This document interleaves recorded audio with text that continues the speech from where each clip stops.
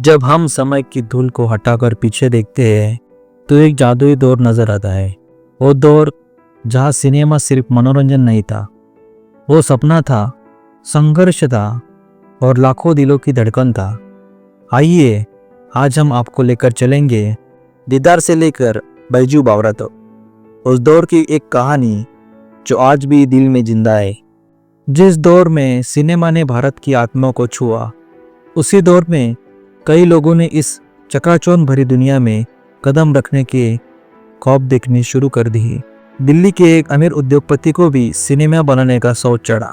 वो पहुंचे संगीतकार नौशाद के पास। बोले, मुझे कुछ नहीं आता, ना कोई जान पहचान है, बस आप सब संभाल लीजिए।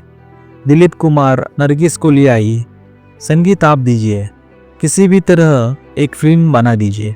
नौशाद साहब ने साफ कहा, अगर कुछ भी नहीं जानते तो इस दुनिया में मत उतरिए।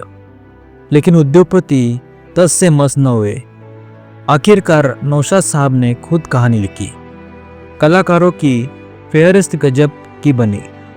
अशोक कुमार, दिलीप कुमार, नरगिस, निम्मी, मुराद और निर्देशन के लिए बुलाए गए नितिन बोस। फिल्म बनना शुरू हुई।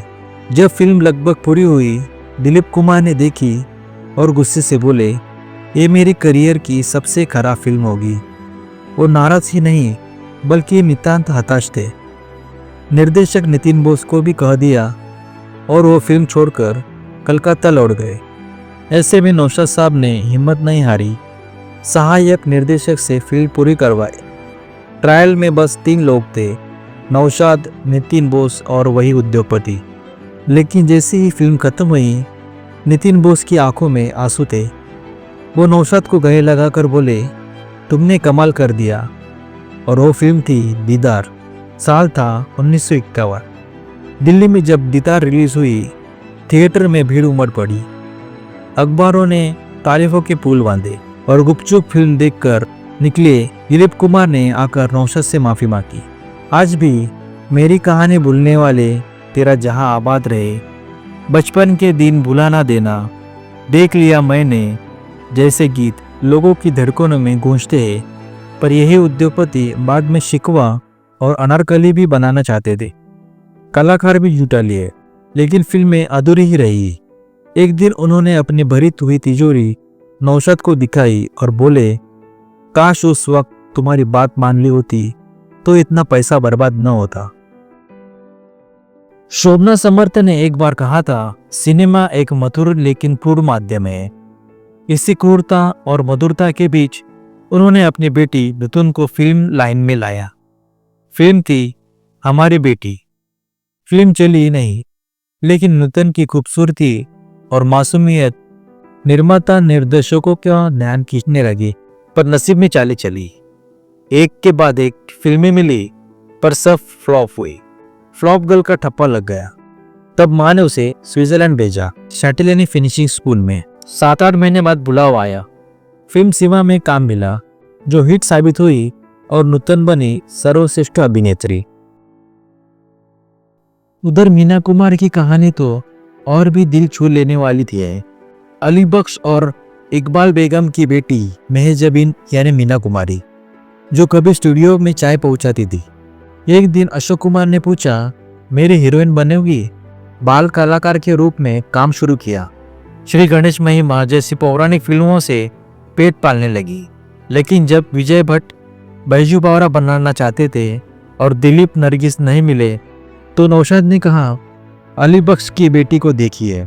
बैजू बावरा में भारत भूषण और मीना कुमार की जोड़ी बनी और संगीत तो जैसे स्वर्ग से उतरा। नौशाद ने दरबारी, कानड़ा, तोड़ी, जोगिया, मेघ मल्हार जैसे रागों में मोती पिरोई। रफीका, मन तरपत हरिदर्शन को आज भी अमर है। मीना कुमारी ने साबित किया कि अभिनय आंखों से होता है और मन की पीड़ा से संवाद। उसी तरह नुतन भी सीमा में अपनी संयमी, संवेदनशील और सशक्त अभिनय से दर्शकों के दिल में उतर गई। इन दोनों के लिए बिमल रॉय जैसे सुजनशील निर्देशक ने विशेष भूमिकाएं लिखी। इसी समय दक्षिण भारत से वैजयंतीमाला आई। एवीएम की फिल्म बाहर से 17-18 साल की ये लड़की एक प्रशिक्षित भरतनाट्यम डांसर थी। सैयद दिल में आनारे ने उन्हें सबकी नज़रों में ला दिया। इसी फिल्म में किशोर कुमार का वो यादगार गाना भी था, कसूर आपका हुजूर आपका। वैजयंतीमाला के आने से हिंदी सिनेमा में नृत्य प्रधान भूमिकाओं की लहर आ गई। उनका आत्मविश्वास, मुस्कान और संतुलित नृत्य उन्हें नायकों की भीड़ में अलग करता था। साल था 1948 जब एक 15 साल की लड़की ने अपना पहला पार्श्व गान रिकॉर्ड किया। वो थी आशा भोसले। धीरे धीरे हिंदी सिनेमा में उनकी रफ्तार बढ़ गई।